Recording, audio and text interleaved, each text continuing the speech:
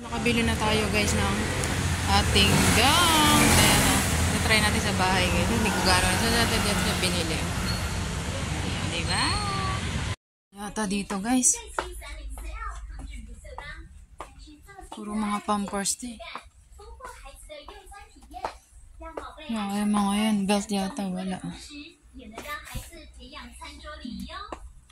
Ito yung cute pambata. Ay, ang cute guys. Yung kainan liit. Parang gusto mong bumili nito. Kainan ka. Yun ah. Ito sa iyan ng mga pasyente. Tapos ito yung ganito. Yung alaga ko is ano. Kaya ganito yung kailangan. Wala naman eh. So ito na unboxing natin. Yung Onwell. Guys, so itatry natin to guys, ang belt. Kasi sila akong buhatin guys. So ito ang ating unboxing review. Try na natin itong magandang quality siya. Onwell. Tapos large siya guys. So itry na natin kasi buhatin natin si Lolo. Try siya po nga. Pag ganito siya guys.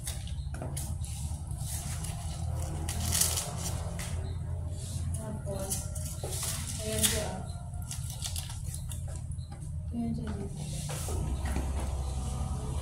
Yan, pawang lang.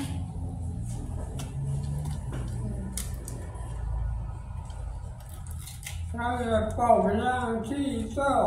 Tapos, buhatin na natin ito. Buhatin na natin ito.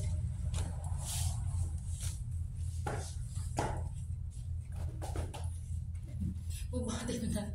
Para dito ito guys. Buhatin mo na siya guys.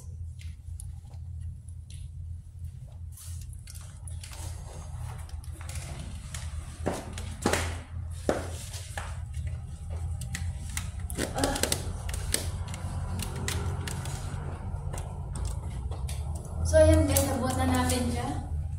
At nakaupo na siya doon. Yun, nakaano nito. Yan. Hindi ko maano. Hindi maano yung likod ko.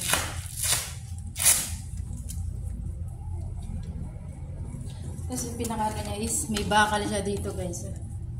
Pang support talaga yan sa likod.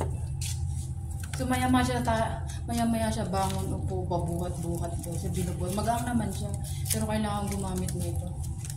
Alam nyo ba, large? Alam nyo ba kung magkano bili ko rito, guys? 1,300 TWD, guys. So, yan, ito ating unboxing. Pang ano siya. Pang ano talaga siya.